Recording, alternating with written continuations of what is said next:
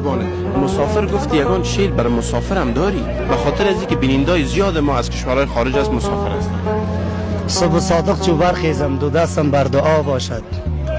صبح صادق چو برخیزم دو دستم بر دعا باشد.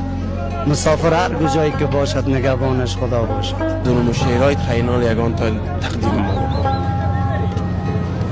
ما زی قرآن خنجری داریم به دست، میزنیم به گردن هر بت پرست. دیگه در غریبی ناله کردم هیچ کسی یادم نکرد. آرزوی مرگ کردم مرگ هم یادم نکرد.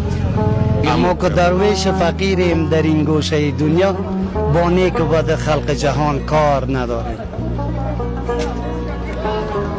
هر کس گرایش و هر کس چارش، هر کس که هر چی که میگه، اما مسکین فقیریم در این گوشه دنیا، با نیک و بد خلق جهان کار نداریم. بله دوستایی که محمد صادق